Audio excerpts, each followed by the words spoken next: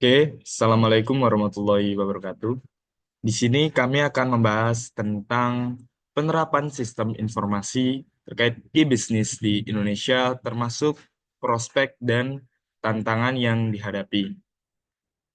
Oke, sebelumnya, izinkan saya memperkenalkan diri terlebih dahulu. Perkenalkan, saya Dwi Maulidan dengan NIM 187241006 dan rekan saya.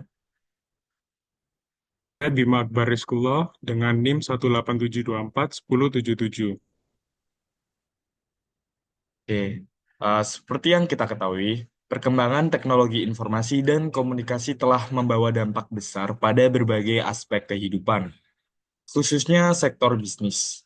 Salah satu konsep baru yang muncul adalah e-bisnis atau electronic business, yang memungkinkan transaksi bisnis dilakukan secara paperless melalui teknologi seperti Electronic Data Interchange atau EDI, email, dan transfer dana elektronik. Di Indonesia sendiri, perubahan cara berbisnis telah menjadi tren, terutama dalam memenuhi kebutuhan informasi dan jaringan yang luas untuk mempermudah akses dengan cepat dan fleksibel. Teknologi berbasis internet kini bahkan telah berkembang ke perangkat genggam seperti ponsel dan tablet, sehingga memungkinkan transaksi dilakukan kapan saja dan di mana saja. Dengan mobilitas masyarakat yang semakin tinggi, layanan berbasis internet ini menjadi solusi untuk memenuhi kebutuhan konsumen secara instan. Oke, selanjutnya ada definisi e-business. E-business dapat didefinisikan sebagai pemanfaatan teknologi elektronik untuk meningkatkan proses bisnis. Ini terdapat dua definisi yang berbeda. Menurut O'Brien dan Maracas tahun 2011, sistem informasi adalah kombinasi dari manusia, perangkat keras, perangkat lunak, jaringan komunikasi, data, serta kebijakan dan prosedur yang digunakan untuk menyimpan dan mendistribusikan informasi dalam organisasi. Sedangkan menurut Loudon dan Loudon tahun 2012, sistem informasi adalah kumpulan komponen yang saling terhubung untuk mengumpulkan, memproses, menyimpan, dan mendistribusikan informasi guna mendukung pengambilan keputusan dalam organisasi. Berdasarkan definisi tersebut, bisnis tidak hanya mencakup transaksi jual beli seperti e-commerce, tetapi juga berbagai aktivitas bisnis lainnya seperti pemasaran digital, manajemen rantai pasok, hingga pengembangan produk. Selanjutnya ada karakteristik utama dalam e-bisnis. Karakteristik utama dari e-bisnis dapat dilihat dari tiga faktor utama. Pertama ada kompetisi intensif dan globalisasi ekonomi. Dengan adanya internet, bisnis tidak lagi terbatas pada wilayah geografis tertentu. Kompetisi menjadi semakin intensif karena perusahaan harus bersaing secara global. Kedua ada perubahan sosial dan lingkungan. Faktor sosial seperti kesadaran akan tanggung jawab sosial perusahaan dan praktik etis menjadi semakin penting dalam bisnis modern. Yang ketiga ada kemajuan teknologi. Siklus hidup produk menjadi lebih pendek karena inovasi terus-menerus muncul. Teknologi juga memungkinkan pengurangan biaya operasional dan peningkatan efisiensi. Selanjutnya ada perbedaan antara e-bisnis dan e-commerce. Seringkali istilah e-bisnis dan e-commerce dianggap sama, padahal sebenarnya berbeda. E-bisnis mencakup semua transaksi bisnis online, termasuk interaksi dengan mitra bisnis dan manajemen rantai pasok. Di sisi lain, e-commerce lebih fokus pada transaksi jual beli barang atau jasa secara online. Dengan kata lain, e-commerce adalah bagian dari e-bisnis yang lebih luas. Contohnya adalah ketika sebuah perusahaan menggunakan sistem online untuk memasarkan produknya sekaligus mengelola logistiknya. Oke, selanjutnya akan dilanjutkan oleh teman saya. Berikutnya ada komponen sistem informasi e-business. Nah, untuk menjalankan e-business dengan baik diperlukan beberapa komponen utama dalam sistem informasinya. Nah, yang pertama ada hardware. Hardware itu perangkat keras seperti komputer, server, atau perangkat mobile yang digunakan untuk menjalankan aplikasi bisnis. Kemudian yang kedua ada software. Nah, software sendiri adalah perangkat lunak yang digunakan untuk memproses data dan mendukung berbagai fungsi bisnis seperti ERP atau CRM. Kemudian yang ketiga ada people, yakni sumber daya manusianya yang mengoperasikan sistem ini supaya mengoperasikan sistem ini yang sangat penting karena mereka adalah pengambil keputusan dalam organisasi.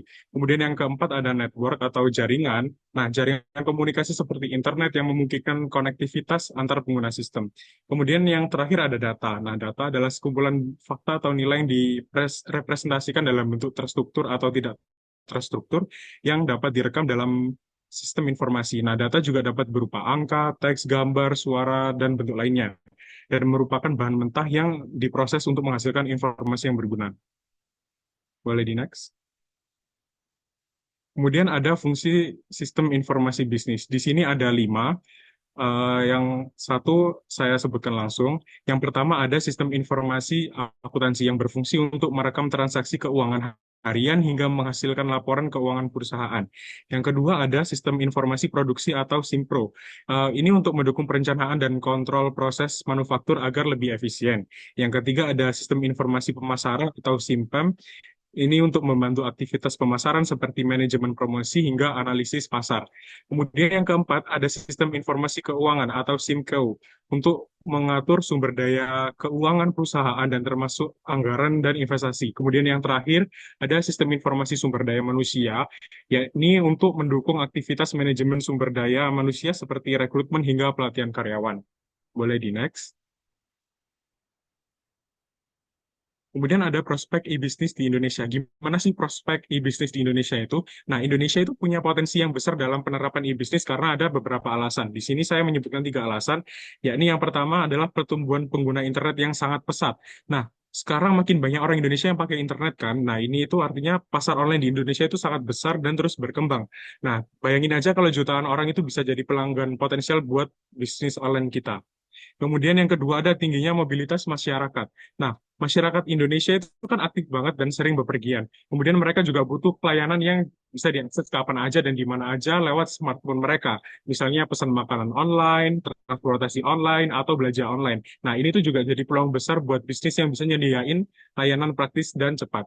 Kemudian yang ketiga ada dukungan pemerintah terhadap transformasi digital. Nah, pemerintah juga sadar akan pentingnya e-bisnis buat kemajuan negara. Nah, makanya mereka bikin banyak program dan aturan yang mendukung bisnis online. Misalnya bikin pelatihan, terus mengasih modal dan atau mempermudah izin usaha. Ini semua bikin bisnis jadi lebih gampang dan berkembang di era digital ini. Boleh di next. Kemudian selain adanya prospeknya, tentu ada tantangan di penerapan e-bisnis ini.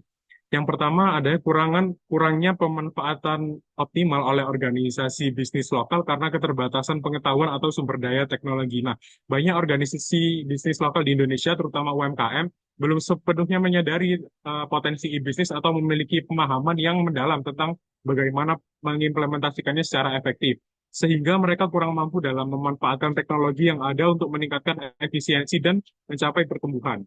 Yang kedua ada adaptasi terhadap perubahan teknologi yang cepat seringkali menjadi kendala bagi perusahaan kecil UKM. Nah, perubahan teknologi yang pesat ini menurut organisasi bisnis, khususnya UKM, untuk terus beradaptasi dan mengadopsi inovasi baru agar tetap relevan dan kompetitif. Namun seringkali UKM menghadapi kesulitan dalam mengikuti laju perubahan teknologi yang begitu cepat karena keterbatasan sumber daya manusia yang terampil. Boleh di next. Kemudian masuk ke kesimpulan. Nah, apa sih kesimpulan dari pembahasan kita kali ini? Nah, dari pembahasan ini dapat disimpulkan bahwa e-bisnis adalah solusi yang penting untuk meningkatkan efisiensi operasional di era digital ini. Namun keberhasilannya sangat bergantung pada kemampuan organisasi untuk mengintegrasikan teknologi dan strategi bisnis mereka secara efektif agar mampu bersaing dengan baik di tingkat nasional maupun global. Sekian presentasi dari kelompok kami. Wassalamualaikum warahmatullahi wabarakatuh.